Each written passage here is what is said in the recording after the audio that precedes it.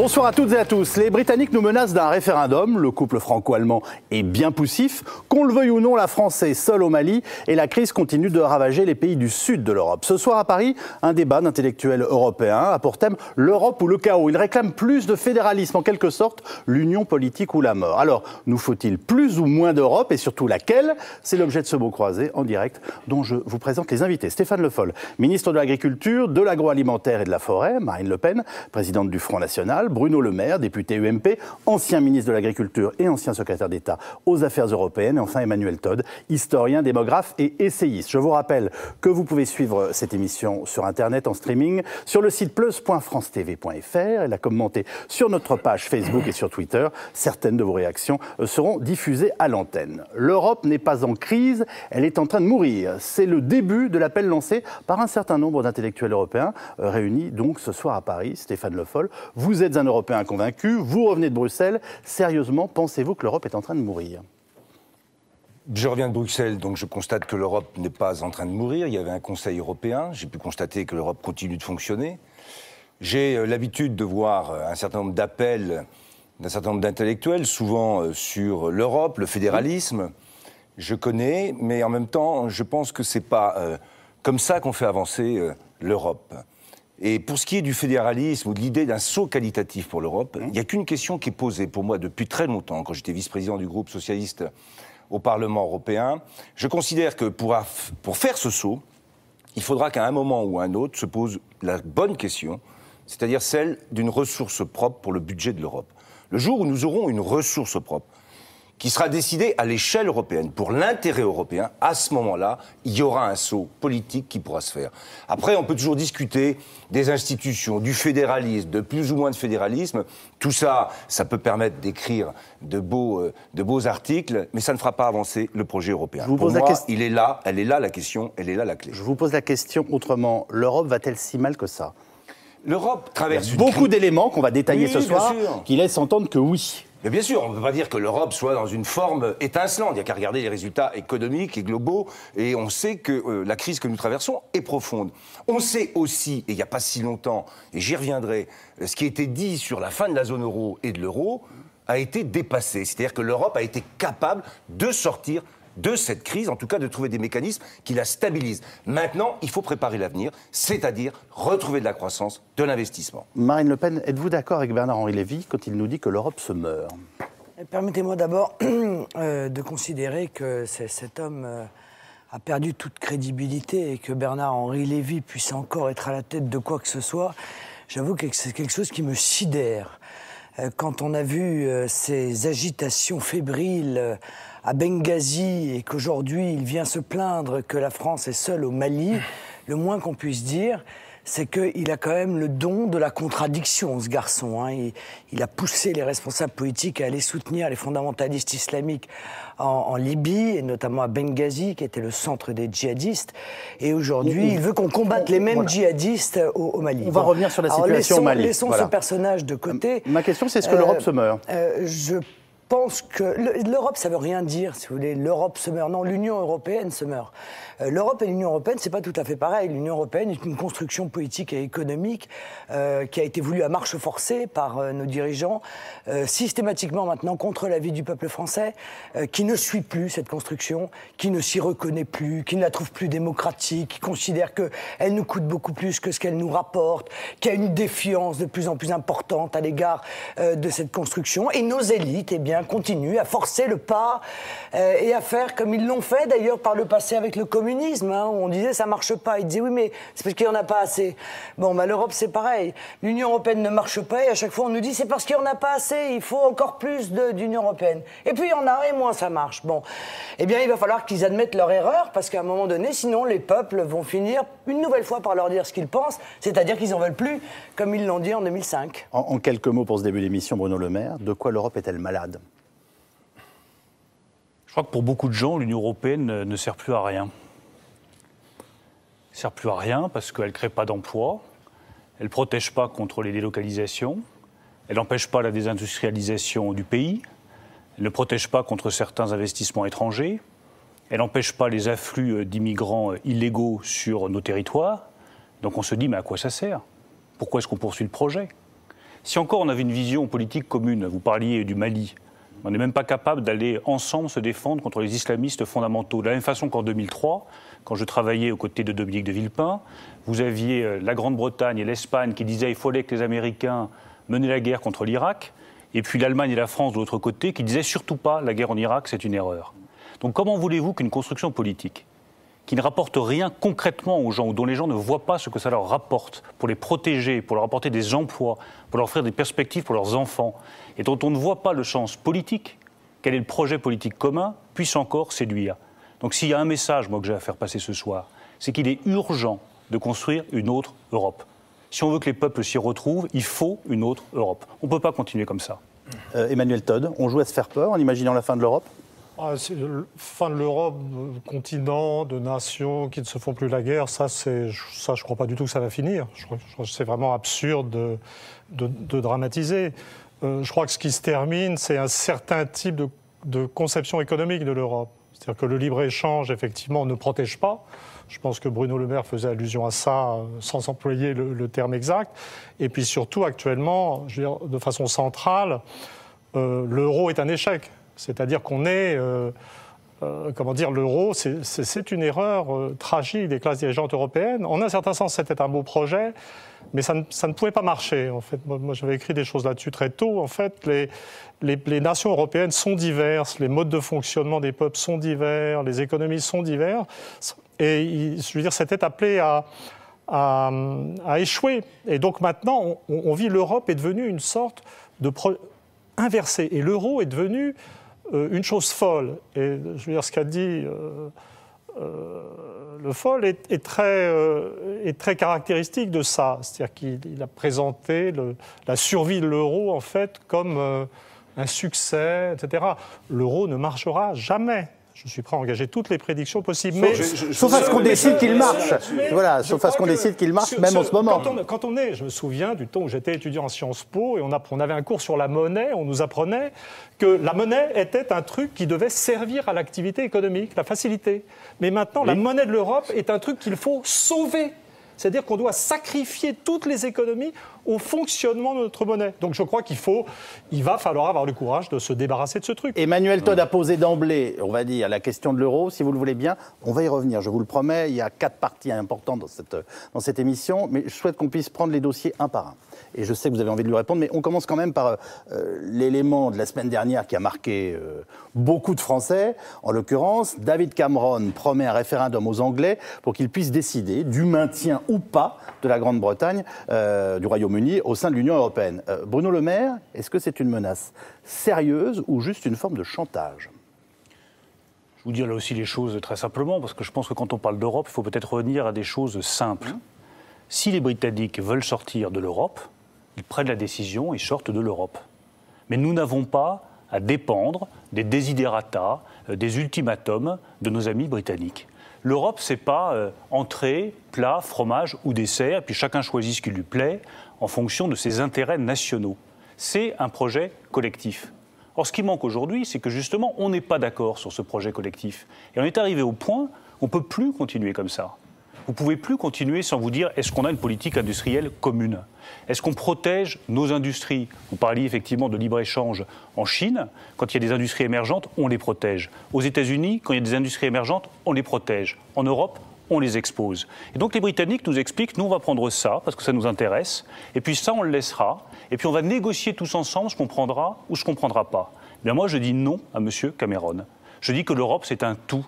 Ça se prend en bloc, on définit le projet, et si on n'est pas d'accord, on en tire les conséquences, on se retire. Stéphane Le Foll, faut-il retenir les Anglais ? Je prends la métaphore de Bruno Le Maire, et j'ai envie de vous le dire, mais on peut leur dire aussi, messieurs les Anglais, partez les premiers. Voilà. Mais les Anglais décideront. Alors il faut voir... vous avez un avis sur la question ? Oui, mais bien sûr, s'ils veulent partir, je répète la même chose, s'ils veulent partir, personne ne doit aller les retenir. C'est eux qui feront leur choix. En même temps, on va regarder un peu le calendrier qu'on a devant nous. M. Cameron fait cette annonce avec des élections probables en Angleterre, en Grande-Bretagne plutôt, en 2015. Aujourd'hui, il est loin de les gagner, ces élections. Donc on attendra d'abord de savoir ce qui va se passer en 2015, parce que moi je souhaite la victoire des travaillistes. Le référendum a lieu Et je n'ai si jamais été sa majorité est réélue. Ni libéral. Donc M. Cameron n'est pas quelqu'un qui, en soi, m'intéresse politiquement. Donc les Anglais feront, ou les Britanniques plutôt, feront les choix qu'ils souhaiteront faire, sachant qu'en plus, en Grande-Bretagne aujourd'hui, il y a d'autres élections en ce moment. Il y a des élections aussi en Écosse pour savoir si l'Écosse devient ou non indépendante. Je vous le dis aussi au passage. Donc tout ça est beaucoup plus compliqué que ce qu'on veut dire. Donc moi, si les Anglais font le choix de quitter l'Europe, ils quittent l'Europe. Mais ce qui est clair, c'est qu'on ne peut pas être dedans et dehors. Pas géométrie variable. Pas choisir à chaque fois ce qui intéresse et surtout ne pas assumer la responsabilité collective. Vous êtes le seul en responsabilité ministérielle ce soir autour de cette table. Je vous pose la question. L'Europe sans le Royaume-Uni, c'est plus embêtant pour nous ou pour les Anglais ? À qui ça posera le plus de problèmes ? Ça posera plus de problèmes. Si on se met dans cette hypothèse-là, à qui ça posera un problème ? La Grande-Bretagne seule. Qu'est-ce qu'ont dit les États-Unis ? La Grande-Bretagne seule aujourd'hui. Qu'est-ce que ça lui posera comme problème ? C'est qu'elle sera seule. Et c'est pas à nous que ça posera un problème si on est capable, justement, de rester unis, capable de porter un projet ensemble. Et là, on verra au bout du compte. Donc si on est unis, on se passe des Anglais. Qui aura eu raison, qui aura eu tort. Mais je vous l'ai dit, là, on fait de la spéculation. On ne sait pas. D'ici 2015, il y a des élections. Et je le répète, j'espère que les travaillistes gagneront. Peut-être il faudrait essayer de comprendre le point de vue des Anglais quand même. Les Anglais, ils voient l'Europe, c'est vrai, ils la voient de l'intérieur et de l'extérieur. Et actuellement, ils sont raccordés au monde. Il y a tout un monde anglophone, il y a les États-Unis, il y a l'Australie, il y a l'Inde. Et ils voient l'Europe comme elle est vue dans le monde. C'est-à-dire que dans le monde, les gens voient l'Europe maintenant comme une sorte de gigantesque trou noir. C'est la grande zone de récession dans le monde, c'est la zone problématique du monde, et face à cette espèce de gouffre de choses dans lequel on tombe, les Anglais sont à la lisière et c'est désespérant pour eux, la situation. C'est-à-dire que d'un côté, sur le plan économique et dans leurs échanges, ils sont en Europe, leurs échanges extérieurs sont très importants et évidemment, ça leur poserait des problèmes terribles de sortir de l'Europe. Mais d'un côté, vous êtes anglais, vous avez donné aux langues, au monde sa langue, l'anglais. Vous avez créé les États-Unis. Si vous n'êtes pas content, vous émigrez en Australie. Vous trouvez, et vous voyez l'Europe, ce continent malade, qui en plus maintenant est sous hégémonie allemande, mais c'est culturel. Vous ne pouvez pas. Je veux dire, le style des Anglais n'est pas du tout d'obéir aux Allemands. L'Europe s'est fait pour lutter. L'Europe s'est fait pour lutter contre le sentiment que vous venez de décrire, qu'on peut très bien comprendre historiquement. Mais là, j'essaie de donner un point de vue britannique sur la question. Les Britanniques sont dans le monde et ils voient l'Europe. L'Europe. Je veux dire, maintenant, plus personne ne veut rentrer en Europe. Il y a encore quelques années, les Turcs voulaient rentrer en Europe, qui parlent de Turcs voulant... Plus personne ne veut être en Europe, tout le monde veut sortir. Et les Anglais sont sur la frontière et ils appartiennent au vaste monde. Donc je crois que plutôt que de poser la question des Anglais de façon narcissique, continentale, en oubliant ce qu'on représente, je veux dire, il faut un peu de compassion. C'est horrible pour eux d'être aspirés par ce... Excusez-nous d'être centrés sur nous-mêmes. Je ne sais pas si vous regardez avec le regard des Anglais ou si c'est votre propre regard que vous êtes en train de projeter sur les Anglais. D'abord, laissez les Anglais décider le jour où ils auront décidé. Je les connais pas mal. Ah ben, si vous voulez, vous les connaissez sûrement mieux que tout le monde. Et vous avez fait un choix à leur place. Attendez. C'est pas parce que Cameron a fait un discours que demain, ce qui est en train de se produire va se produire. Mais c'est pas du tout ce que j'ai dit. J'ai dit que les Anglais étaient dans un dilemme atroce. C'est-à-dire qu'économiquement, ils sont liés à l'Europe, mais culturellement et politiquement... D'abord, ils voient qu'économiquement, l'Europe est une catastrophe absolue. Et c'est terrible d'appartenir à un monde dont la langue générale est l'anglais et d'être aspiré par un continent qui fait faillite. Marine Le Pen, en fait, ce que veulent les Anglais, c'est ce que vous réclamez pour la France. Exactement. Un référendum et une contribution nette ou nulle. Je suis frappé, je veux dire, de voir quand même la cécité de nos élites, quoi. Ils refusent d'admettre que l'Union européenne va très mal. Et qu'elle n'apporte. Ils viennent tous de nous dire qu'elle n'était pas en forme, hein, l'Europe. Je citerai quand une M. de vos Todd déclarations, parle du trou noir, le 21 août. Monsieur Le Foll, les yeux au ciel, etc. Bon, oui, le FMI vient d'annoncer que la zone euro sera la seule zone en récession, la seule du monde. Voilà, alors que la croissance du monde sera de 4,4%. Voilà, la seule qui, depuis 10 ans, affiche une croissance zéro, qui affiche une augmentation spectaculaire de la pauvreté. parce qu'il y a des situations réelles derrière ça, il y a des situations, des hommes, des femmes, qui affichent une augmentation spectaculaire du chômage. 26% quand même, on attend 26,6% en Espagne, 26% en Grèce. La France se porte également très mal, monsieur Le Foll. Par conséquent, oui, je crois qu'à un moment donné, il faut que les peuples décident. Et moi, je ne vous cache pas que l'idée de, arrivant au pouvoir, de dire, bah, écoutez, voilà, on se donne un an pour renégocier un certain nombre de points qui nous apparaissent comme étant des brutalités faites au peuple français, Schengen notamment, c'est-à-dire les politiques migratoires, l'absence de maîtrise des frontières, l'euro, bien entendu, la souveraineté budgétaire, que tout le monde a voté ici. Tout le monde a voté, en tout cas ceux qui avaient la capacité de le faire, le traité budgétaire européen. Vous aussi, je crois, monsieur le maire. La contribution européenne, le nécessaire protectionnisme. Et on obtient ou on n'obtient pas ces négociations.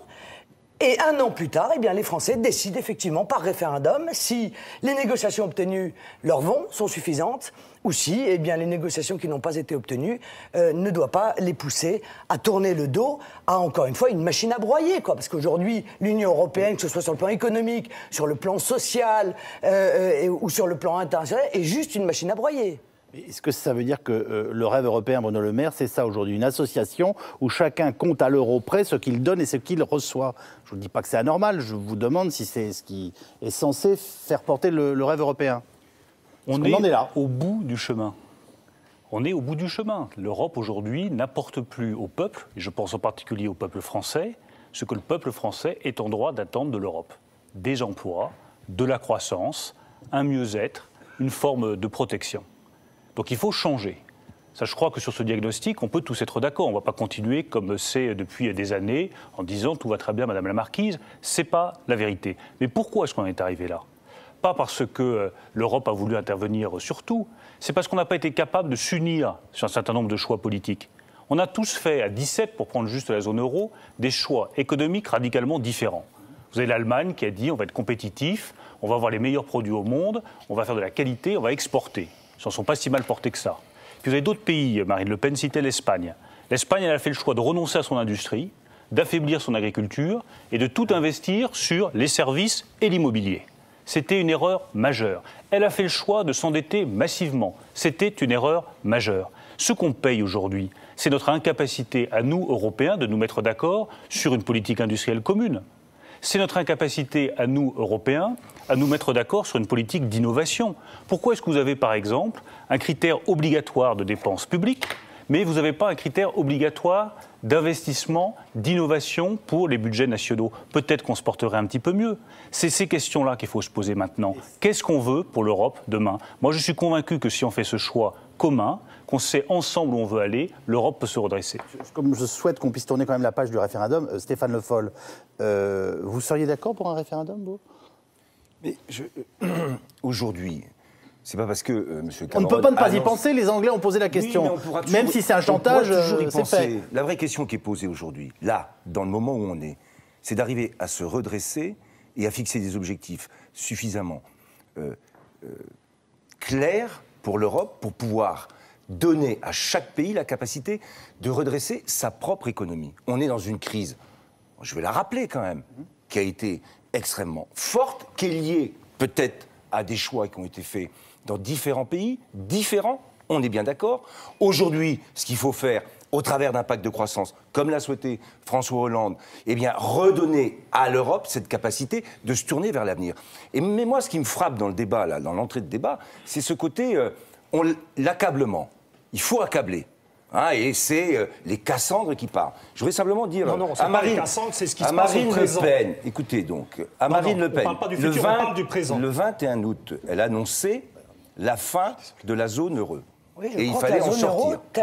Va s'arrêter, monsieur Le Foll. Oui, la même chose. Donc c'est la fin de la zone euro. Mais je pense que... Mais en 6 mois, madame, non mais monsieur Le Foll, les choses ont changé. Non, monsieur Le Foll, il y a des choses qui ont changé. À la fois, l'Europe a été capable de mettre en place des mécanismes de soutien et de stabilité. L'Europe a été capable de mettre en place d'euros, une supervision bancaire. Aujourd'hui, le sauvetage de l'euro. Il faudra redresser et faire ce que disait Bruno Le Maire. C'est que maintenant, il faut se donner une ambition collective. Monsieur Foll, ça, honnêtement, c'est une prière que vous faites. Mais vous, ça n'a aucune réalité, monsieur. Mais je vous dis oui, monsieur, et je l'ai dit, et j'ai pris des risques, monsieur Le Foll. J'ai dit oui, je pense très sincèrement. Non, je n'ai pas perdu, monsieur. Non, je n'ai pas perdu. Et ce sont les Européens qui sont en train de perdre.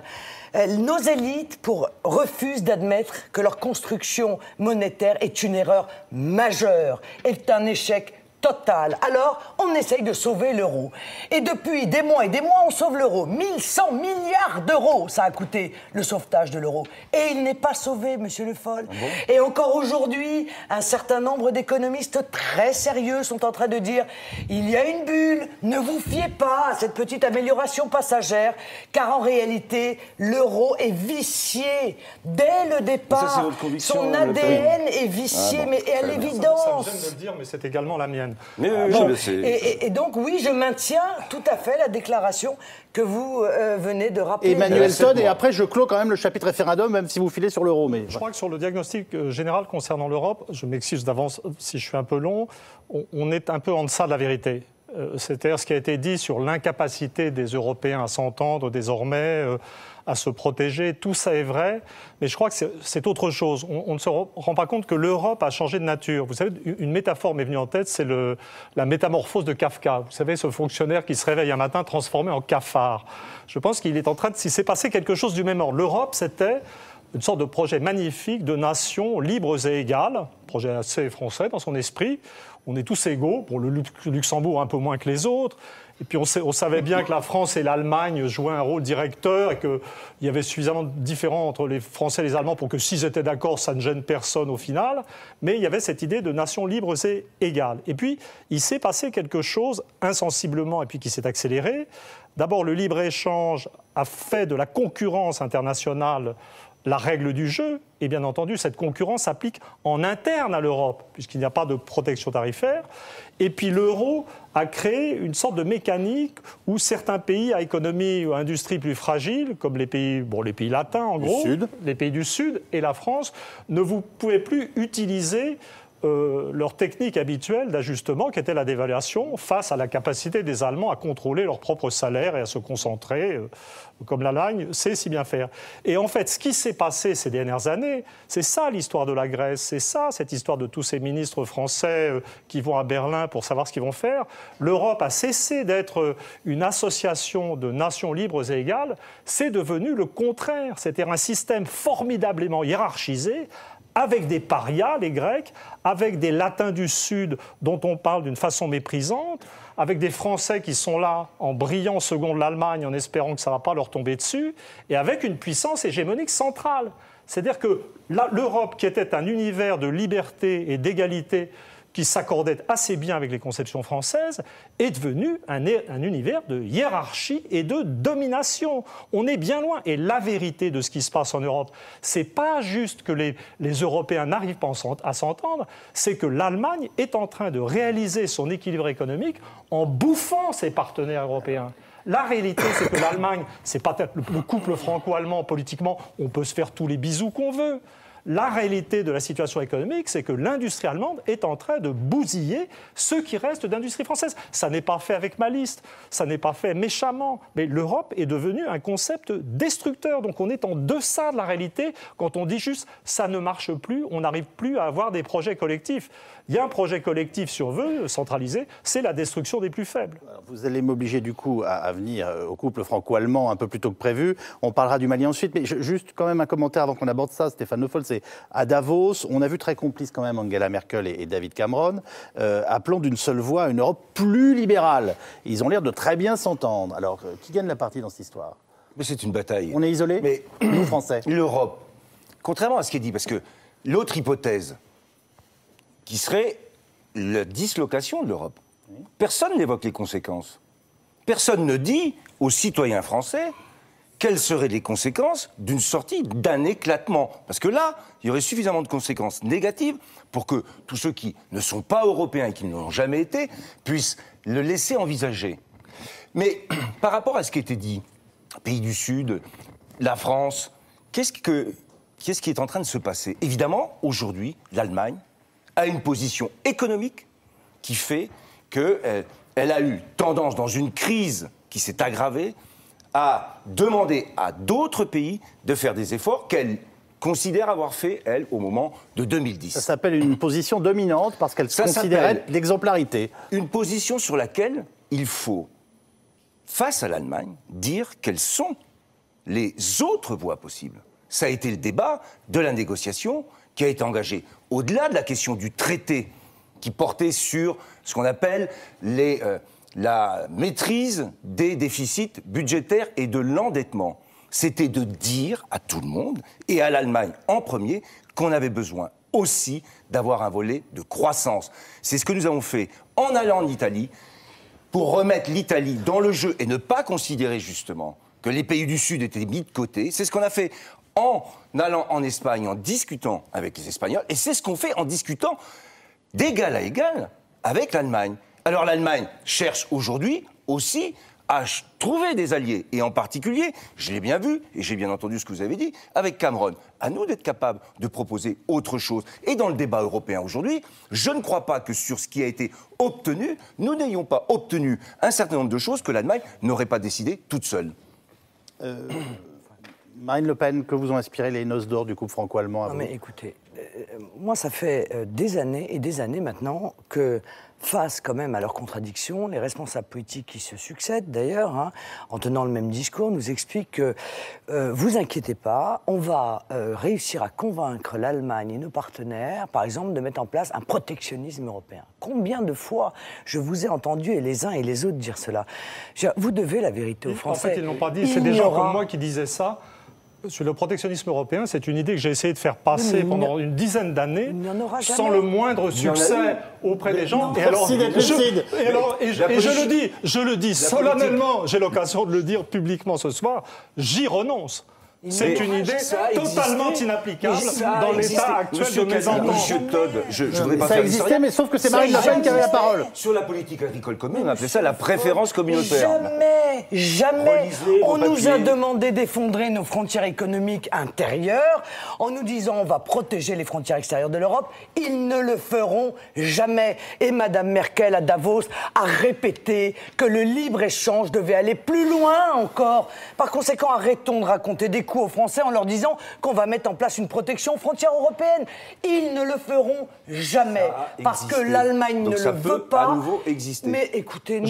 Je suis le théoricien du protectionnisme européen dans la période récente. Très bien. Et je confirme que ça ne se produira pas, que c'est trop tard et que c'est une idée à laquelle il faut renoncer. Ça ne se produira pas. Ça veut dire quoi? Ça veut dire que donc l'Europe et les peuples européens et les économies européennes vont continuer, et particulièrement la nôtre, permettez-moi, parce que je m'intéresse surtout à celle de la France, à être victime d'une concurrence internationale déloyale, folle, d'abord de la part des pays extra-européens et de la part des pays intra-européens, dont l'Allemagne, il faut bien le dire, est un de ces pays-là. Parce que l'Allemagne effectue, on oublie de le dire, du dumping social pour son industrie, mais pas seulement. Ce qu'on oublie aussi de dire, et on a ici un ministre et un ancien ministre de l'Agriculture, c'est qu'elle le fait également, et vous le savez bien, messieurs les ministres, elle effectue un dumping social vis-à-vis de l'agriculture, notamment française. Bon, et elle va continuer à le faire. Et elle va donc tirer tous les avantages d'une Europe qu'elle a construite à sa main, avec une monnaie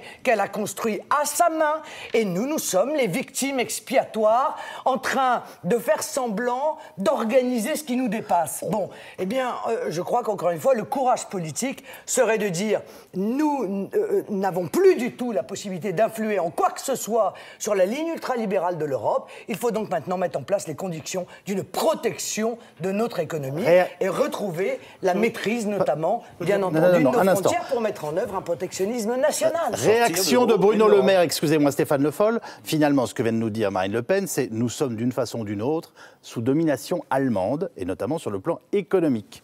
Que lui répondez-vous au moment où on vient de fêter le 50e anniversaire du couple franco-allemand, qui n'a pas soulevé beaucoup d'émotions en France? Moi, je pense qu'on est en train de mélanger tous les sujets. Et que pour le coup, on est en train de raconter absolument n'importe quoi aux Français. Rapport de force avec l'Allemagne? Il n'y a pas de volonté de domination de l'Allemagne en Europe. Et moi, ça me choque d'entendre ça, car je ne crois pas du tout que ce soit la réalité. Emmanuel Todd donnait l'exemple de l'industrie automobile. On marche sur la tête, Emmanuel Todd. On marche sur la tête. Les problèmes de Renault ou de Peugeot, ils viennent de l'Allemagne où ils viennent des choix économiques qui ont été faits par Renault et par Peugeot qui n'ont pas été les bons choix économiques. Pourquoi est-ce que Volkswagen a réussi? Parce que l'Allemagne a voulu dominer l'Europe? Parce qu'elle avait une volonté d'hégémonie politique? Ou parce qu'ils ont baissé leurs coûts de production, parce qu'ils ont investi dans l'innovation, parce qu'ils font des voitures de meilleure qualité qui se vendent mieux dans les marchés chinois, asiatiques, brésiliens, tous les marchés porteurs. Il faut peut-être qu'on regarde un peu aussi notre part de responsabilité à nous, en France, et qu'on comprenne que si on veut reprendre pied en Europe, il faut qu'on ait des succès économiques, qu'on réduise le coût du travail, qu'on ait plus d'innovation, qu'on ait des produits de meilleure qualité. Arrêtons de tout mettre sur le dos de l'Europe ou des Allemands, c'est un peu facile.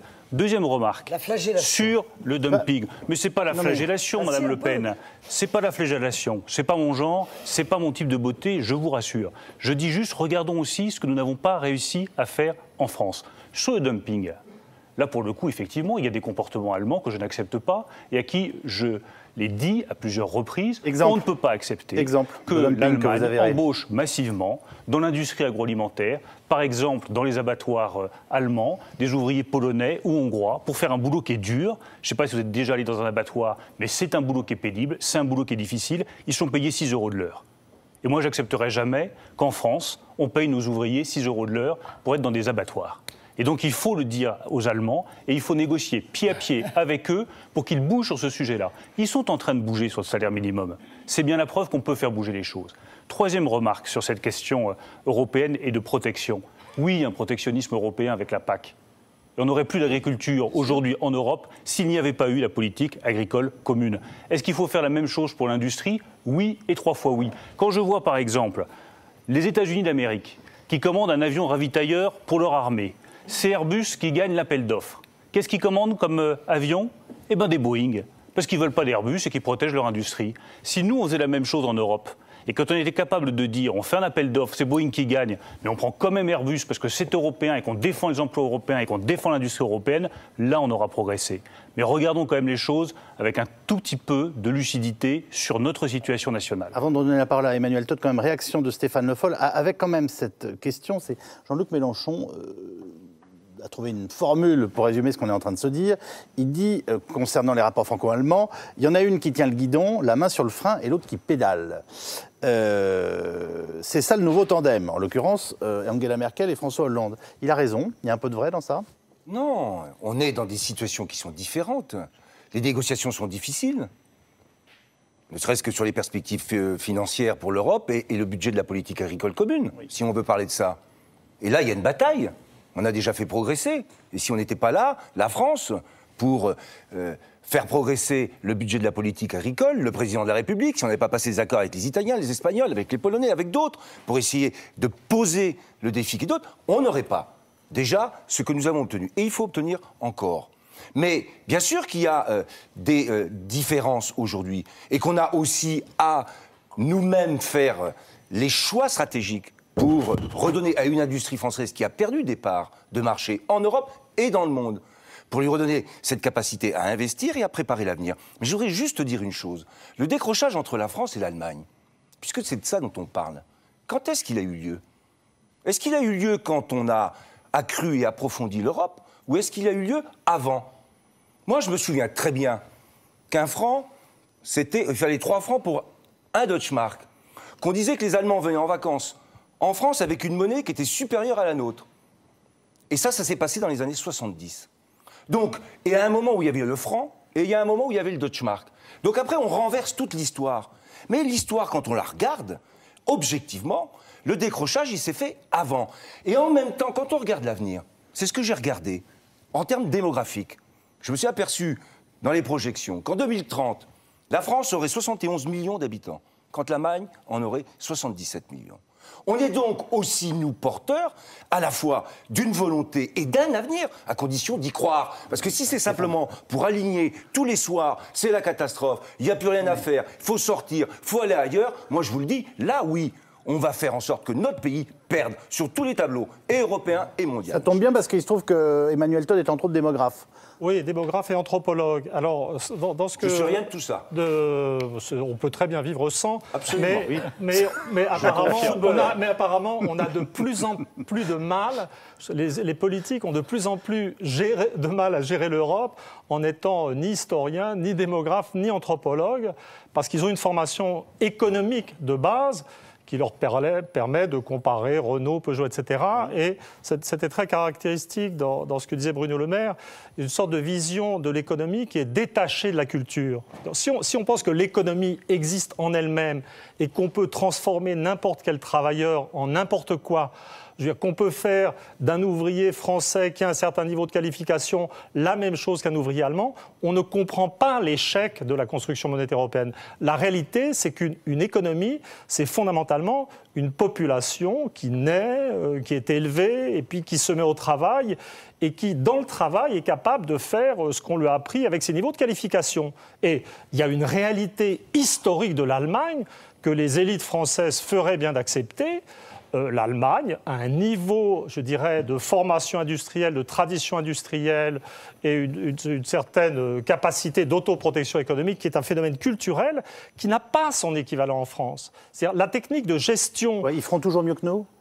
C'est inacceptable comme idée. Ils feront toujours différemment. Moi, je ne suis pas anthropologue ou sociologue, mais si vous mettez les 35 heures dans un pays, alors que votre voisin, lui, ne les applique pas, excusez-moi, mais je ne suis pas pour les 35 heures, il ne faut pas s'étonner que l'industrie coule quand l'industrie allemande se redresse. C'est peut-être un peu basique comme raisonnement, mais ça me paraît la vérité. On se disperse dans le détail. En Allemagne les comme en pays, France, on est au même niveau. Il ne s'agit pas d'être supérieur ou inférieur. Les Français bavent devant l'efficacité industrielle allemande. Les Allemands sont tout à fait jaloux du mode de vie français parce que la vie allemande n'est pas marrante tous les jours.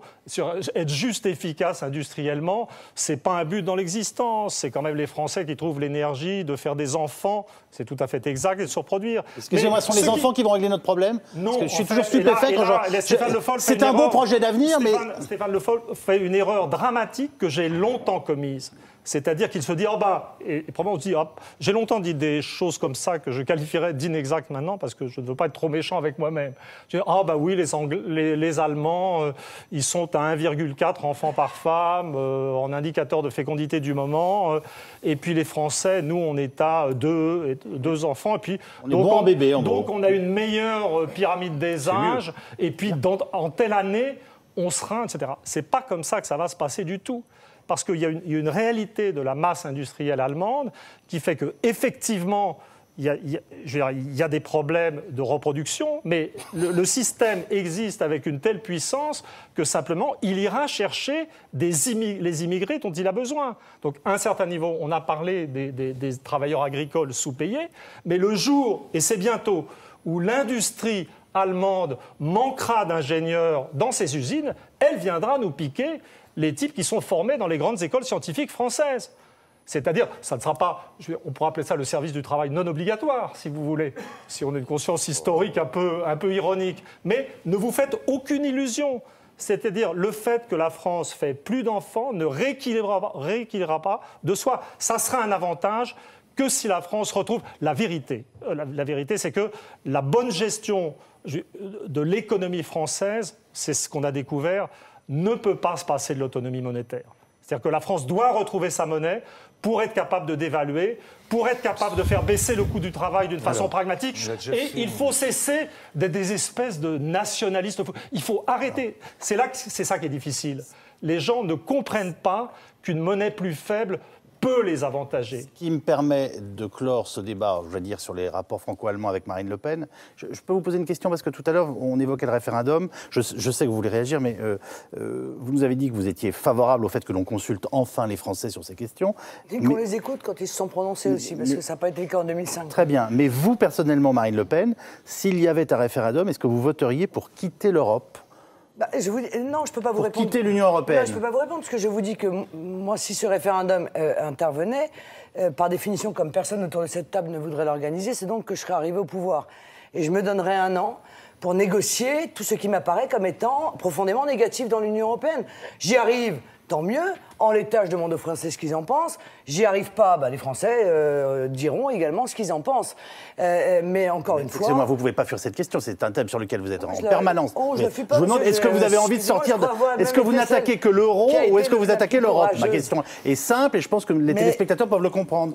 En cas de référendum, est-ce que vous voteriez pour quitter l'Europe? C'est simple de répondre, non? Je vous dis, moi, il y a énormément de points qui doivent être négociés, voilà, clairement.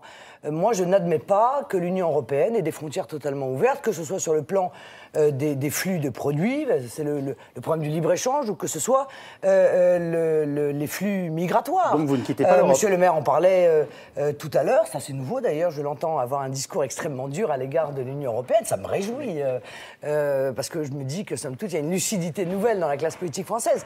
Mais je veux que l'Union européenne me laisse avoir la maîtrise de mes frontières, donc je veux renégocier Schengen, je veux que l'Union européenne m'autorise à faire du protectionnisme intelligent à mes frontières, je veux que l'Union européenne m'autorise à faire du patriotisme économique, je veux que l'Union européenne m'autorise à donner un avantage à mes entreprises françaises dans les marchés publics, ce qui n'est pas le cas. Dans ce cas-là, vous quittez l'Union européenne. Et si l'Union européenne me dit non, eh bien, je proposerai aux Français, effectivement, la voie de la liberté, de la souveraineté et de la liberté et de l'indépendance monétaire pour pouvoir relancer une économie qui est en train de se mourir. J'ai compris que vous quittiez l'Union européenne à ces conditions qui sont ingérables pour les autres pays. Pourquoi c'est ingérable pour les autres pays? Je vous affirme qu'ils ne voudront pas, hein, mais vous n'en savez... je ne suis pas... mais vous n'en savez rien. Vous avez raison. Je ne sais pas qu'est-ce que vous en pensez. Enfin, posons la question à Bruno Le Maire. Permettez-moi, si la Grande-Bretagne commence à faire un référendum, si la France organise un référendum, vous ne croyez pas qu'il y a d'autres pays européens, d'autres peuples européens, peut-être pas leurs élites, mais d'autres peuples européens qui auront envie aussi qu'on leur demande leur avis? Vous avez raison, c'était le sens de ma question initiale. On est en train de les transformer en esclaves, en quelque sorte, de la dette, de leur dette, et d'une monnaie dont on voit bien qu'elle est en train de contribuer à tuer, et non seulement le système économique, mais le système social. Je vais revenir à l'euro. Juste, réaction de Bruno Le Maire. On passe par le Mali et ensuite on revient à l'euro. Ma réaction est très simple. L'Europe, oui, elle doit changer. Et on doit imposer par tous les moyens possibles de conviction, de succès économique, un certain nombre de changements. Quand on fait des appels d'offres pour les PME, oui, moi je pense qu'il faut qu'il y ait une préférence européenne. Et que nous défendions cette préférence européenne. Je préfère que lorsqu'on vend des habits pour nos militaires ou des équipements pour je ne sais quelle industrie, il y ait une préférence pour les PME, les sous-traitants européens. Ça, c'est l'Europe qui défend l'emploi. Il est urgent qu'on mette ça en place. Le droit de la concurrence, ça a été depuis 1957 l'alpha et l'oméga de la construction européenne. Ça ne peut plus être la pierre d'angle de la construction européenne. Je me souviens quand j'étais à la place de Stéphane Le Foll, des regroupements entre les industries laitières européennes. On faisait tout un drame parce que Lactalis allait racheter Parmalat, une entreprise italienne. Mais c'est formidable d'avoir un grand groupe européen.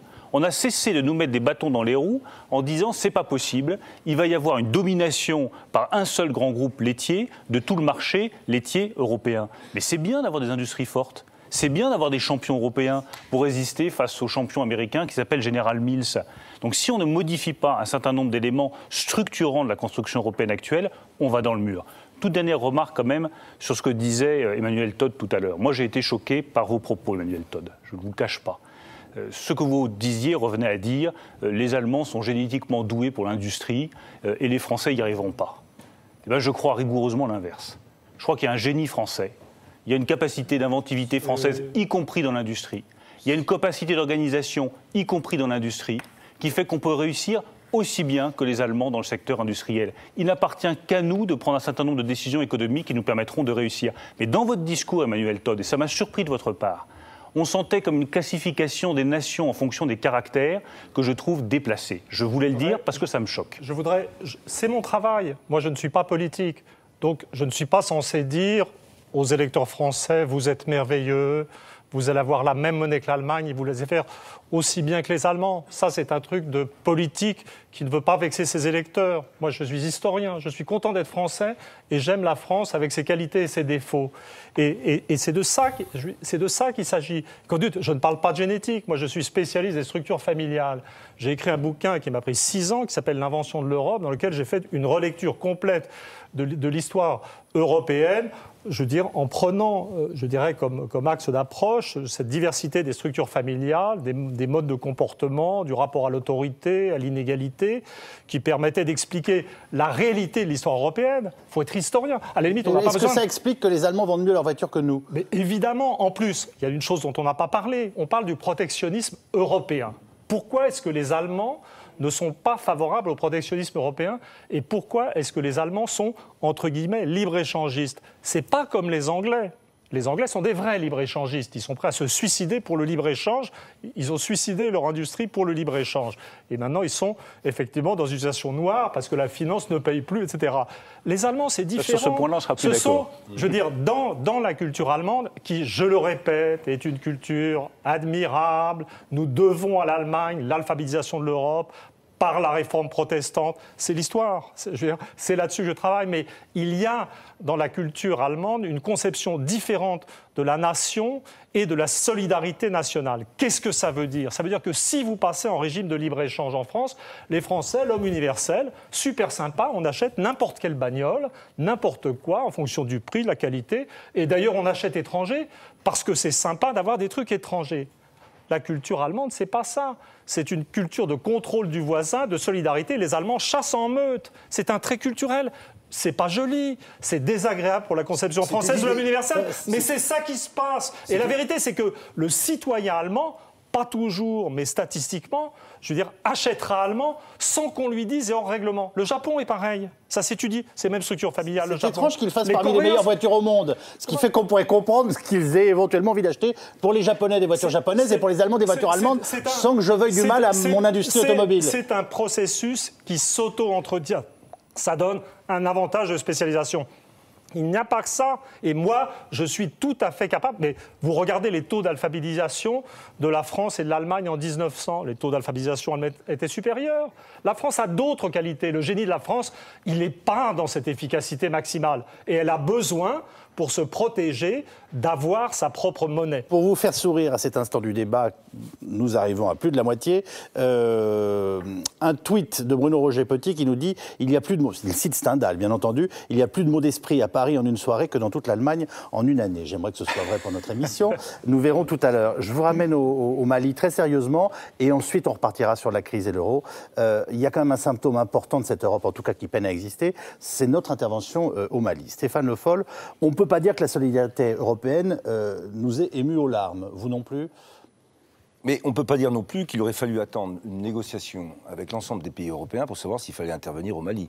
Parce que je crois que le temps qu'on discute, Bamako serait tombé et on aurait eu beau dire stop, arrêtez, on n'a pas encore pris notre décision, que ceux qui auraient été à Bamako, ils ne nous auraient pas attendus. Donc la France a pris une décision. Elle l'a prise seule. Parce que je pense que par rapport à la situation et l'urgence de la situation, il fallait le faire. Ensuite, l'Europe et ce que l'on sait aussi, avec ses histoires, et son histoire, et par rapport en particulier à l'Allemagne, avec sa propre histoire. Donc, nous avons un soutien européen, et je le dis ce soir, il existe. Et quand j'étais, et nous étions avec Bruno Le Maire, dans le Bundestag, où il a été clairement dit, le soutien de l'Allemagne, de manière très claire, à l'engagement de la France. Et à partir de là, il faut que la France, dans cette opération, assume sa responsabilité, en même temps qu'elle est capable aussi de faire en sorte que les Africains eux-mêmes résolvent ce problème avec nous. Il y a deux choses. On peut le retourner dans tous les sens. Nous sommes les seuls à nous battre en ce moment au Mali. Oui. Ce sont nos soldats qui sont engagés, oui. Et c'est une grande responsabilité du président de la République d'avoir engagé nos forces là-bas. Très bien. On peut dire, j'entends très bien votre argument qui consiste à nous dire, si on souhaitait intervenir pour arrêter les exactions, et je rappelle à nos téléspectateurs, et on l'a vu largement ce soir dans le journal de David Pujadas, que ce soir Tombouctou a été libéré et que c'est évidemment un soulagement extraordinaire pour les Maliens qui habitent dans cette ville. Mais une fois qu'on a dit cette chose, on peut attendre plus de support, plus d'aide, dans tous les sens du terme, ce qui ne veut pas dire forcément des militaires immédiatement. Or, on sent bien que tout ça nous est compté pour l'instant. Mais tout ça arrive, et tout ça est là. Alors après, on peut toujours dire que c'est pas assez. On peut faire des comparaisons, dire après tout qu'on devrait avoir plus. Mais je connais, écoutez, sur ce débat-là, je vois tout à fait les interventions qui vont suivre derrière et qui vont consister à rajouter au travers du Mali cette fin de l'Europe, donc il y a la zone euro, puis maintenant il y aura la fin de l'Europe de manière générale, parce que sur le Mali, nous n'avons pas toutes les troupes européennes avec nous au Mali. Je le répète, cette décision a été prise par la France. Et il était nécessaire que la France prenne cette décision, sinon nous ne pourrions même pas discuter aujourd'hui de savoir ce qui se passe au Mali. Très bien. Donc maintenant, nous sommes en Europe et nous avons demandé le soutien européen qui nous a été donné à la fois sur la logistique, sur la formation. Il vient, il arrive et les Européens sont là. Est-ce que nous sommes isolés au Mali ? Et à qui la faute si la France est le seul pays européen à se battre en ce moment dans ce pays pour des valeurs qu'on peut tout à fait partager et même revendiquer ? D'abord, moi, je soutiens sans réserve l'intervention militaire française au Mali. Je ne formule pas de réserve, de critique. Il y a un engagement. On est en lutte contre un islamisme radical qui est une menace pour notre pays et pour le continent européen, donc je ne compte pas mes réserves. Ensuite, si on regarde lucidement la façon dont l'Europe a évolué dans la défense de ses intérêts politiques à l'international, on ne peut que constater une régression sur quasiment tous les plans. Et je ne dis pas ça pour dire que c'est la fin de l'Europe. Je dis ça pour passer le seul message que je peux passer ce soir. Il faut une autre Europe. Prenez le service d'action extérieure.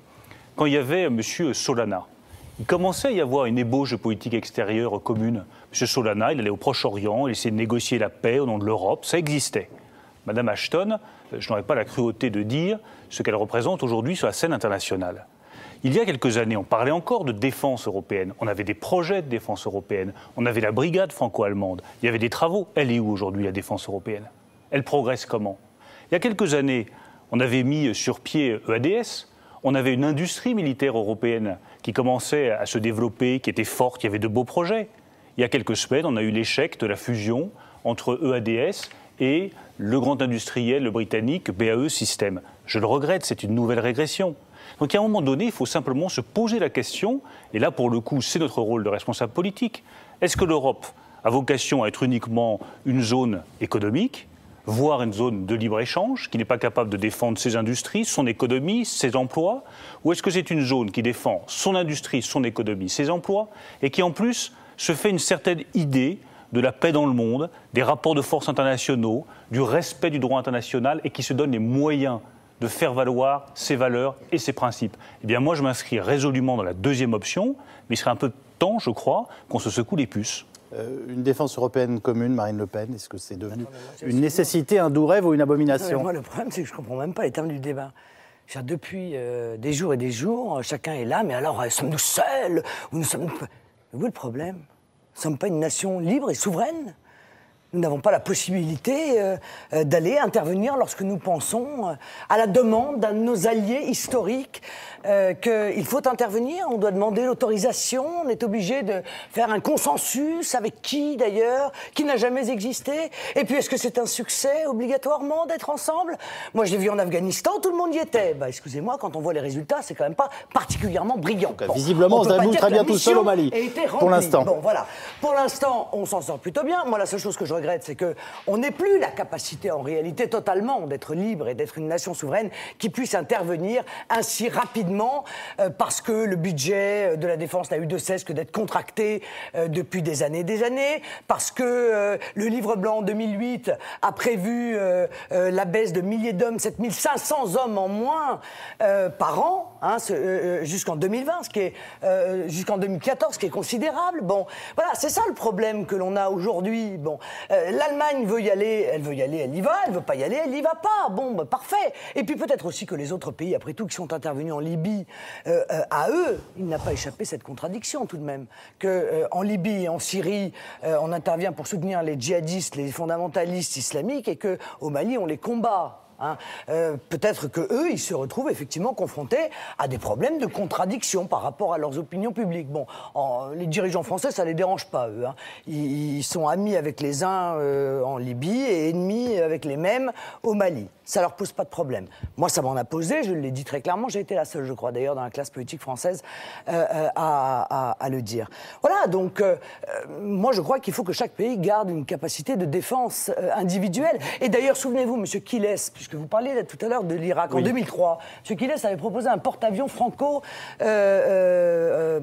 anglo-français. Hein, voilà, donc moitié-moitié. Bon, il n'y a qu'un malheur, c'est qu'on n'avait pas la même position sur l'Irak. Donc on aurait fait quoi? On l'aurait coupé en deux, on aurait envoyé la moitié en Irak, et puis l'autre moitié, on l'aurait laissé là. Enfin, on voit bien qu'on a besoin d'être un pays libre, souverain, indépendant, avec des relations, bien entendu, internationales. On peut avoir des accords de défense, mais on doit pouvoir garder la possibilité de décider. Donc vous nous dites que si on veut pouvoir intervenir au Mali, c'est important de pouvoir continuer à le faire seul, même si vous n'êtes pas favorable ou faiblement favorable à cette intervention. Je vous ai bien compris. Il faut que l'on puisse continuer à le faire seul, oui, bien sûr. Emmanuel Todd. Alors d'abord, je suis un peu étonné, c'est qu'en fait, c'est le délire européen dans toute sa splendeur. C'est-à-dire, sous prétexte que l'Europe n'agit pas, elle fait pire que ça d'ailleurs, on fait comme si on était seul. Mais c'est pas vrai. On agit tout à fait au Mali avec l'appui des Américains et des Anglais. Je veux dire, les Américains mettent au service des Français des moyens de renseignement, des avions de transport. Tout ça se passe. En vérité, si on est historien, on se dit ça se passe avec l'appui de nos alliés historiques pour les coups durs et pour les opérations militaires, les Américains et les Anglais, comme d'hab. En ce qui concerne l'inaction, je parle en historien, je ne suis pas... Je voudrais dire quand même tout de suite une chose pour préciser, parce que des gens m'accusent d'être germanophobe, obsédé. En 2002, je veux dire, j'avais écrit dans Après l'Empire, ouvrage qui était considéré d'ailleurs à l'époque comme anti-américain, j'avais proposé que la France partage avec l'Allemagne, à l'époque j'y croyais au couple franco-allemand, tout d'un coup, après le refus conjoint de la guerre d'Irak. J'avais proposé que la France partage avec l'Allemagne son siège au Conseil de sécurité des Nations Unies. Ce n'est pas typique d'un super germanophobe. Donc maintenant, ayant dit que Vous êtes toujours d'accord avec cette idée-là ? mais ça n'est plus possible parce que l'Allemagne est partie dans une autre direction. Et on est au-dessous de la réalité quand on dit... J'ai une vision d'historien cruel, je vois ce qui se passe et c'est triste. Vous voyez, moi, je suis triste en fait. C'est pas juste que l'Europe n'agit pas, mais c'est que la réalité, et Bruno Le Maire l'a indiqué sans vouloir le dire, la réalité, c'est pas juste que l'Europe n'agit pas, c'est que chaque fois que la France essaye de faire quelque chose dans son espace naturel d'influence qui est la Méditerranée et l'Afrique, l'Allemagne, c'est pas juste qu'elle ne l'aide pas, c'est qu'elle essaie de lui mettre les bâtons dans les roues. Je veux dire, en quoi est-ce vrai pour le Mali ? Au moment de... En quoi est-ce vrai pour le Mali ? En induisant des attitudes négatives, sans doute en empêchant d'autres Européens d'aider. Je veux dire, le cas le plus caractéristique de tentative d'isolement de la France par l'Allemagne, car il y a une véritable stratégie allemande pour isoler la France dans son espace européen. C'est l'échec de la fusion entre EADS et BAE avec les Anglais. Bruno Le Maire a très justement dit que ça ne s'était pas fait. Mais ça ne s'est pas fait parce que les Allemands ont refusé. Parce que les Allemands voulaient nous couper des Anglais. Vous voyez, c'est affreux. La montée en puissance économique de l'Allemagne, je pense, est quelque chose de non voulu, d'accidentel. C'est un effet d'histoire économique. Mais je crois vraiment, si on regarde ce qui se passe dans la période récente, quand on sait ce qu'est l'histoire allemande, si on se souvient que l'Allemagne est dans un processus d'unification, l'Allemagne est vraiment dans un plan national, les gens n'ont pas compris. Il y a eu l'unité allemande en 1990, et l'Allemagne est un pays qui est dans une montée en puissance nationale. Vous nous dites que vous n'êtes pas germanophobe, mais qu'on n'a rien à attendre des Allemands. Mais non, j'ai pas dit ça. Je dis que l'Allemagne est dans une stratégie nationale, et que cette stratégie nationale, je veux dire, inclut une prise de contrôle de l'Europe et une marginalisation de la France. Mais on va s'en apercevoir. Je propose cette modeste prédiction.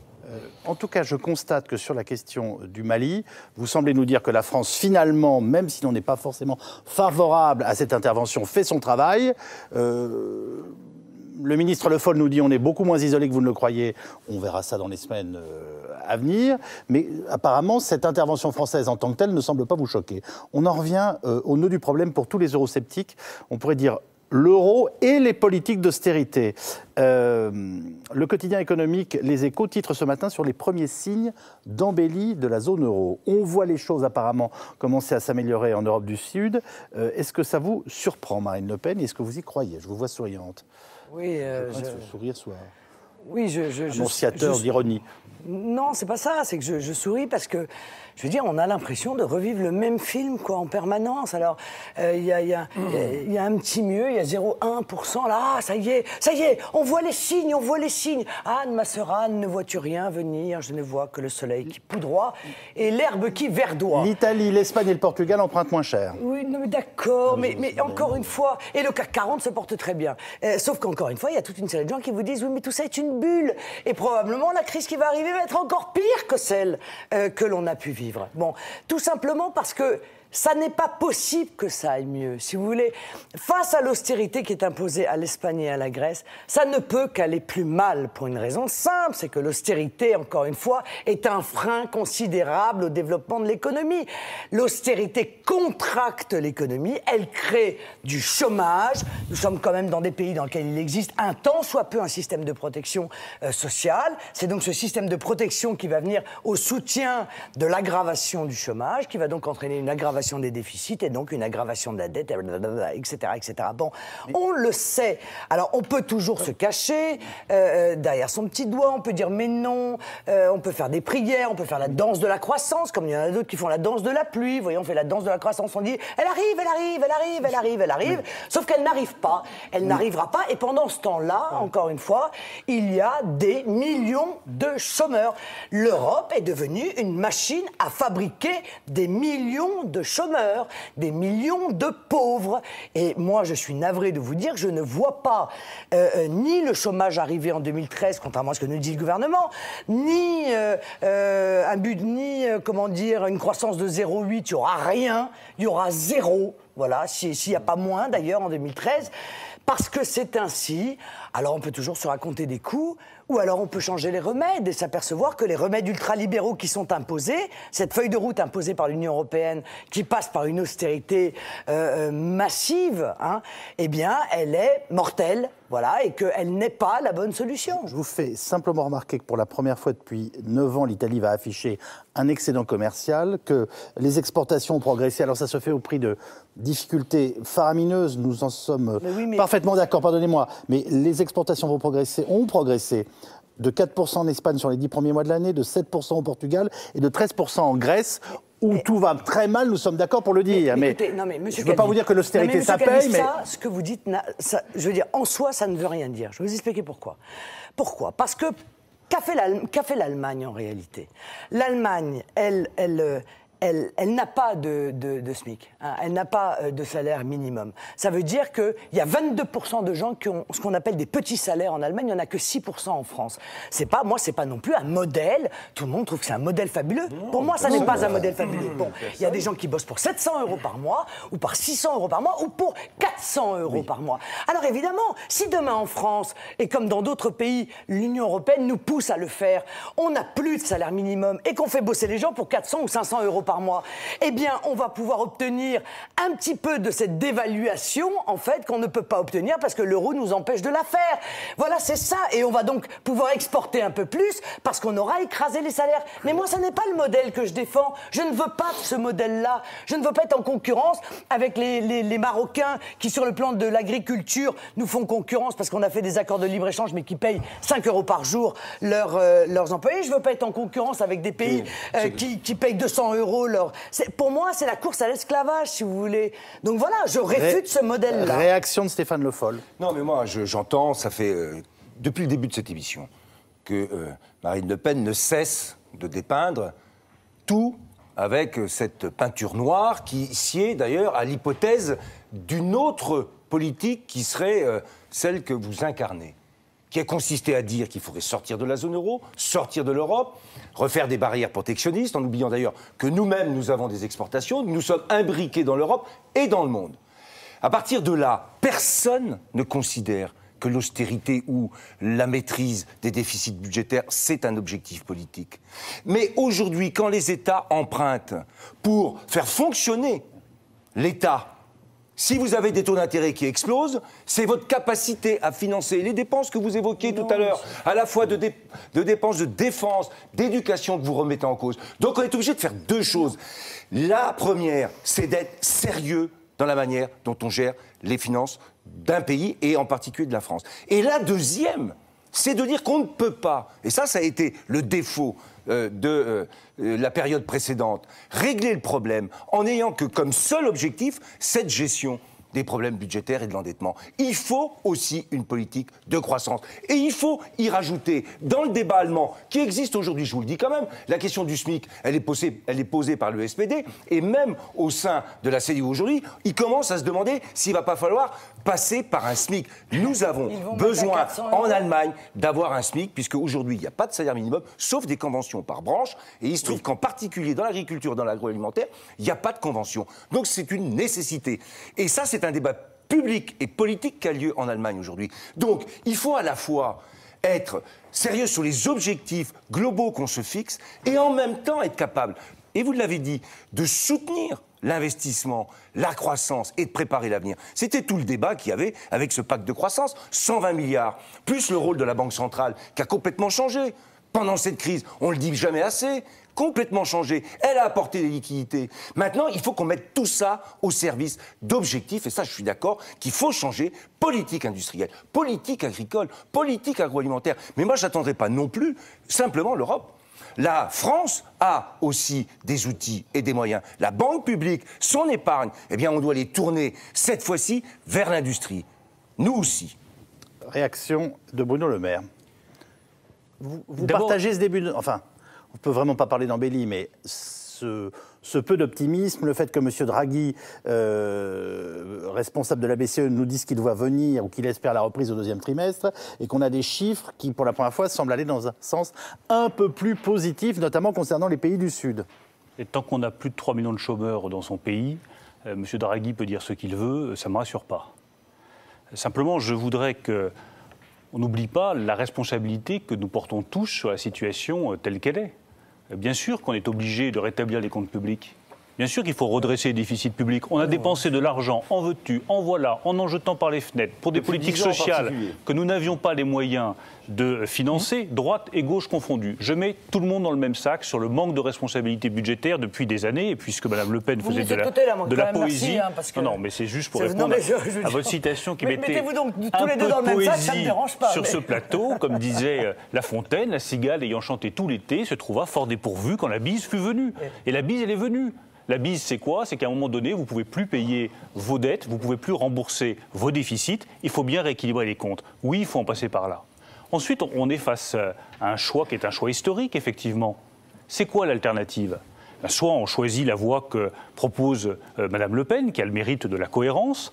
On abandonne l'euro et on revient au franc. On ira expliquer aux épargnants qui ont leur livret A, qui ont leurs économies, que ce ne sera plus des euros, mais que ce sera du franc. On verra ce qu'ils pourront acheter comme litre d'essence, comme alimentation, avec des francs plutôt qu'avec des euros. Et puis, on va vers du protectionnisme total et on ferme les frontières. On verra comment réagiront nos partenaires commerciaux. Comment la Chine, même l'Allemagne, même les États-Unis se protégeront si jamais la France décide de fermer ses propres frontières. Parce que nous, on exporte nos produits, on vend nos produits, ça marche. Donc ce modèle-là que propose Mme Le Pen, je pense qu'économiquement, ça ne tient pas la route 3 secondes et que ça conduira à la faillite et à l'appauvrissement surtout de tous les Français. Après, il y a un autre modèle à construire et c'est ce que j'essaie de défendre depuis le début de cette émission. Il faut que l'Europe change de cap, qu'elle passe d'une logique d'affrontement à une logique de coopération, que sur la question du salaire minimum, effectivement, on ouvre les négociations, comme je l'ai fait il y a 2 ans avec mes amis allemands de la CDU, où je leur ai dit, il vous faut un salaire minimum. On ne peut pas avoir un marché commun avec d'un côté des gens qui sont payés 4 euros ou 6 euros de l'heure pour le même boulot, et de l'autre, certains qui sont payés 11 ou 12 euros de l'heure. C'est pas acceptable, c'est pas tenable. Ils bougent sur ce sujet-là. Eh bien moi, je me battrai le plus possible. Il bouge lentement, c'est vrai, mais il bouge. Pour que nous ayons une logique de coopération en Europe et plus une logique d'affrontement. Et après, il faut voir la chance que ça peut représenter pour nous. Un marché de 350 millions de consommateurs, avec les mêmes normes, avec la capacité de mettre ensemble nos capacités d'innovation, nos capacités de formation des jeunes. Moi, je pense à tous les jeunes qui nous regardent. Ça peut être une source d'espoir formidable. Et je pense qu'il y a plus d'espoir dans une Europe qui coopère que dans une France qui se recroqueville sur elle-même. Réaction d'Emmanuel Todd. Oui, je voudrais une fois de plus essayer de sortir de la stricte économie et essayer d'éclaircir un peu la bizarrerie du débat pour moi. Puisque, en fait, Marine Le Pen, dont j'abomine le parti politique, ne dit que des choses économiquement vraisemblables.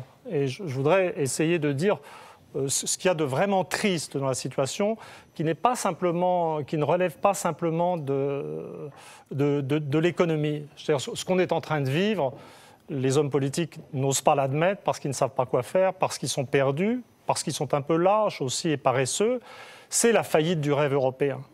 C'est un rêve qui s'effondre et les sociétés ne peuvent pas vivre sans projet et sans rêve. Vous voyez ? Et seul un projet et un rêve peut soutenir une action économique. Et le problème que pose le Front National, c'est qu'il dit des choses qui, en apparence, ont l'air économiquement raisonnables. Il parle de protectionnisme, il parle de se recentrer sur la nation française.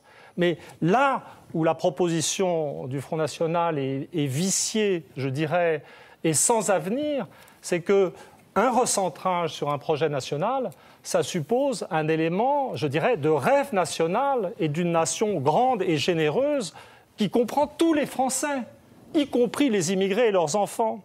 Et donc, un rêve protectionniste ou un rêve national de type Front National, des solutions économiques comme ça, c'est un rêve qui commence en excluant, divisant les Français et rejetant une partie d'entre eux, ça ne peut pas marcher. Et l'un des drames de la situation actuelle, c'est que, quelle que soit la validité des arguments qui sont proposés par Marine Le Pen sur le plan économique, du simple fait que le Front National souille la vision d'un avenir français, je dirais, heureux pour tous ses enfants, la rhétorique du Front National aboutit à dévaloriser les idées de protectionnisme, à dévaloriser les idées de sortie de l'euro. Donc vraiment, de mon point de vue, il y a quelque chose de tragique. Et de mon point de vue, je dois le dire, Marine Le Pen et le Front National sont vraiment les instruments de l'establishment et du système, parce qu'ils stérilisent des belles idées économiques, parce qu'ils ne veulent pas mettre derrière ces belles idées économiques l'idée de fraternité pour l'ensemble des Français. Je vous laisse réagir rapidement. Oui, non, mais je vais réagir. Je veux juste on passe au fédéralisme. Je veux juste expliquer à ceux qui nous écoutent les raisons qui font sortir M. Todd de son calme et dire des choses qui sont... J'étais très calme. Je suis plutôt calme, moi. Je connais plus énervé. Des accusations un peu grossières, parce que... Oui. Évidemment, M. Todd est très, très embêté parce que nous pensons sur l'économie et sur l'Union européenne exactement la même chose. Alors, comme bien souvent, quand on est dans la situation qui est la sienne, il faut s'en dédouaner. En 2011, il a dit le seul projet raisonnable économique, c'est celui de Marine Le Pen. Qu'est-ce qu'il n'avait pas dit?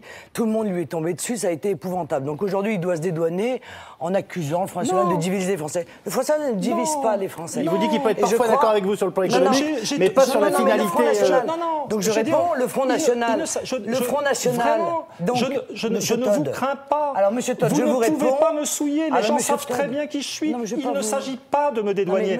J'essaye de faire comprendre que vous êtes dans le système et que vous paralysez le débat sur l'économie à cause de vos positions sur l'immigration. Vous empêchez les bonnes solutions. C'est ça qui m'énerve chez vous. Il vous est arrivé de vous tromper. Je crois que vous vous trompez encore également. Et je vous explique pourquoi. Notre objectif n'est évidemment absolument pas de diviser les Français. Nous les considérons tous égaux sur le même plan et nous avons à tous quelque chose à leur proposer et notamment un avenir national, comme vous dites. Mais nous disons que l'immigration est un des éléments du libre-échange, M. Todd. Et que, bien évidemment que oui. Et que l'immigration est utilisée pour peser à la baisse sur les salaires.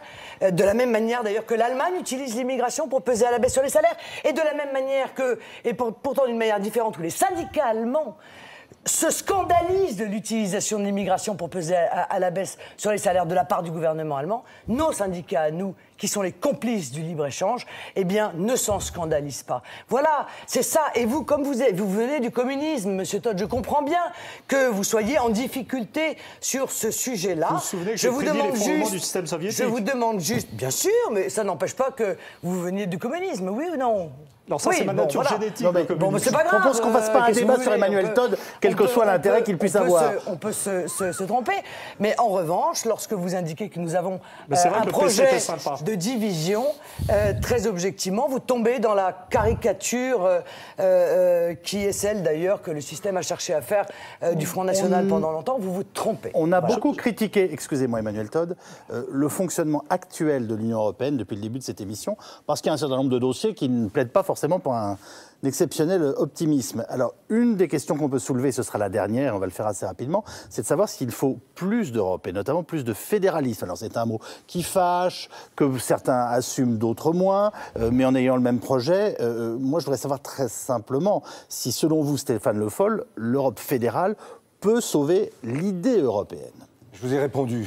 Ce débat institutionnel qui existe depuis le début de l'Europe. C'est pas institutionnel, hein. Enfin, si, c'est. Est-ce Non, qu'il faut non, du non. fédéralisme ? Qu'est-ce que c'est que le Est-ce fédéralisme ? qu'on donne plus de pouvoir Oui, pour je essayer vous ai- d'agir ensemble et se sentir plus fort, car ça serait le seul intérêt au sein d'une union. J'ai bien compris ce que vous posiez comme question. Je vous dis que ce débat, c'est le débat sempiternel qu'on a sur l'Europe, sur fédéralisme, pas fédéralisme, union d'États indépendants, pas union d'États. On a appelé ce C'est soir un Stop débat. ou encore. Il y a une Europe qui existe. Je vous ai dit que pour faire franchir un pas qualitatif à la construction européenne, il n'y a qu'une question pour arriver à faire franchir ce pas.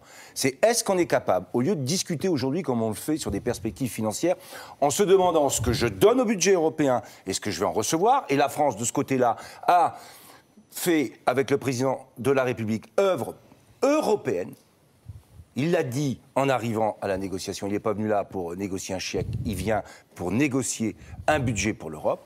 Est-ce qu'on peut sortir de ce débat et faire en sorte qu'on ait un débat sur l'enjeu européen, les intérêts européens, l'intérêt général européen, et ça passera par une seule clé d'entrée, je l'ai dit, c'est le jour où il y aura une ressource propre à l'impôt, à l'échelle européenne, pour le budget européen, qui viendrait d'ailleurs, je vous le dis, en réduction des contributions nationales. Ça serait la meilleure solution de faire en sorte que, comme c'est le cas aujourd'hui, et c'est là que l'Europe avance, M. Calvi, c'est que la taxe sur les flux financiers, elle est là aujourd'hui par une coopération entre 11 pays comme un des premiers éléments, une des premières pierres sur laquelle on pourra bâtir demain une Europe qui, dans le domaine qui la concerne, dans les domaines qui la concernent, sera fédérale, c'est-à-dire on prendra des décisions pour l'intérêt général. C'est tout le reste après. Très bien, mais pour avoir des euros, pardonnez-moi, des impôts européens, pensez-vous qu'il faille par exemple un ministre des Finances européen ? Mais c'est là que vous... Voilà, exactement la manière dont il ne faut pas prendre le débat. Alors, est-ce qu'il faut un ministre des Finances ? Bon, oui, non. Est-ce que ça résout le problème ? Je vous ai répondu. La question du ministre des Finances ou d'un gouvernement économique qui existe, et on doit progresser de la même manière qu'on doit progresser dans la politique énergétique européenne.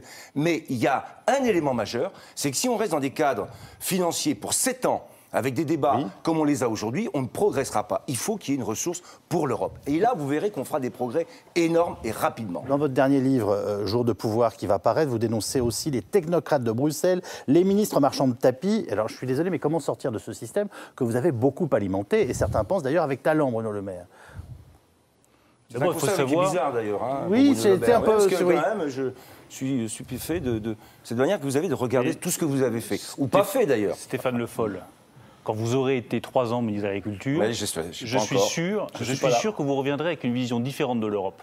On verra. Quand vous aurez vu pleurer des pêcheurs parce qu'on aura imposé des quotas de pêche à des pêcheurs qui ne leur permettent pas de vivre dignement, parce que des technocrates de Bruxelles sans légitimité démocratique l'ont décidé, je peux vous garantir que vous aurez peut-être une autre vision aussi de la construction. Pourquoi vous n'avez pas envoyé Madame Le Pen, lorsque je défendais les agriculteurs, lorsque je défendais les producteurs laitiers, qui n'arrivaient plus à survivre avec le prix du lait. Je ne vous ai pas beaucoup vu à Bruxelles défendre avec nous. Alors là, monsieur lorsque j'ai défendu les viticulteurs qui ne voulaient pas la libéralisation des droits de plantation, je ne vous ai pas vu. À la porte des grandes distributions avec les laitiers en question, donc je vous en supplie.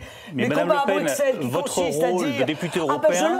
je leur ai dit, puis ils ne m'ont pas écouté. Alors du coup, je les aime plus. Votre rôle de député européen... n'ont pas été gentils avec moi. Votre rôle de député européen, Madame Le Pen, était peut-être plus de défendre les agriculteurs à l'Assemblée européenne. Si j'étais horriblement vulgaire, je vous dirais que le courage aurait été de leur dire merde. Voilà, pour défendre justement les pêcheurs qui pleuraient, pour défendre les agriculteurs à qui on demande aujourd'hui encore 500 millions d'euros, et on en avait déjà parlé, parce que de dettes de l'État qui, soi-disant, rompt la concurrence auquel tient tant l'Union européenne. Voilà, à un moment donné, lorsque des secteurs agricoles entiers sont en voie de disparition, on se tourne vers les technocrates et on dit non. Là, je vous donne un exemple. Attendez, sans le savoir, vous venez de conclure. Mais je préfère terminer. Madame Le Pen, vous dites souvent merde. Ça ne fait pas beaucoup progresser les choses. Je dis pas souvent, Moi, mais de temps en temps, ça ferait du bien, Madame Le Pen, je me suis battu avec la Commission européenne pour obtenir des résultats sur le marché du lait. J'ai obtenu l'intervention, j'ai obtenu le redressement des prix du lait à la fin de l'année 2009. Et il n'y aurait pas 80% d'agriculteurs français qui m'apporteraient encore leur soutien si jamais j'avais estimé que je n'avais pas fait correctement mon boulot. Monsieur le maire, je préfère 80%, vous avez donc faites faire des sondages sur vous-même. Ça démontre d'ailleurs la manière dont vous envisagez la politique. Madame Le Pen, mon raisonnement. Je poursuis mon raisonnement de manière très courte. D'abord, il faut savoir où on va. Qu'est-ce qu'on veut comme Europe ? Tant qu'on ne sait pas ce qu'on veut comme Europe, ça ne sert à rien de vouloir se rapprocher davantage. J'ai proposé qu'avec nos amis allemands, on ait un débat sur ce sujet, sur les prochaines années, pour qu'on arrive à se mettre d'accord sur un certain nombre de points. La deuxième chose qui me paraît capitale, c'est qu'on redonne le pouvoir aux Français sur cette construction européenne. Pourquoi est-ce qu'ils s'intéressent autant de la construction européenne ? C'est qu'ils n'ont pas la main sur tout cela. Je fais une proposition très concrète et je déposerai cette semaine une proposition de loi sur ce sujet. Que le président de la République française ne puisse plus aller à un Conseil européen négocier des positions françaises qui engagent des milliards et des milliards d'euros sans avoir au préalable la validation de l'Assemblée nationale française pour que le peuple français puisse reprendre la main sur les questions européennes. Écoutez, c'est une vraie question, vient de dire Stéphane Le Foll. Oui, parce que là, on sort de la 5e et l'élection du président de la République au suffrage universel, parce que la différence entre Mme Merkel ou le président de la République est quand même M. Sarkozy, quand il partait négocier avec Mme Merkel, sans d'ailleurs que personne ne le sache, puisqu'on voyait les résultats le soir à la télé, ne s'est jamais posé cette question. Donc là, je trouve ça un peu bizarre de poser ça de cette manière-là. Le progrès qu'on doit faire à l'échelle européenne, il est de faire en sorte que l'Europe se donne des moyens à la fois au niveau international, sur la mondialisation, réciprocité dans les échanges, intégration des normes environnementales, sociales, et qu'elle se donne surtout des moyens d'investir en commun dans ce qui prépare l'avenir de demain. Croissance verte, écologie, environnement et en même temps nouvelles technologies. C'est ça l'enjeu. C'est comme ça qu'on arrivera demain à continuer à peser ce que nous sommes encore aujourd'hui, c'est-à-dire la première puissance économique du monde. On a souvent tendance à l'oublier. Je termine avec une citation de Bruno Le Maire. C'est un mystère de l'Europe, elle progresse au moment où l'on désespère de sa capacité à décider. Voilà, sachez que François Hollande se rend donc mardi prochain à Strasbourg pour un discours solennel devant le Parlement européen, discours préfigurant la bataille du budget 2014-2020. Merci à tous d'avoir participé à cette émission. Les livres de mots croisés ce soir, L'invention de l'Europe, à noter de sa main en l'occurrence, avec ses post-it, par Emmanuel Todd, c'est l'édition en poche dans cette collection Point au Seuil. Je me permets de renvoyer aussi à L'invention de la France, parce que la France et l'Europe, les deux nous intéressent. Un atlas anthropologique, c'est un essai Gallimard publié par la NRF avec Hervé Lebras. Et puis donc le dernier livre de Bruno Le Maire qui sort jeudi. Merci. Jour de pouvoir, un récit aux éditions Gallimard. Jour de pouvoir, récit aux éditions Gallimard. Merci infiniment aux uns et aux autres d'avoir participé à l'émission. Un dernier merci à Brigitte Benkemoun qui a préparé, bien entendu, ce débat, comme chaque semaine, à Tristan Carnet qui vient de le réaliser avec ses équipes. On se retrouve lundi prochain pour un nouveau mot croisé. Bonne fin de soirée avec le dernier journal. Merci infiniment de votre fidélité.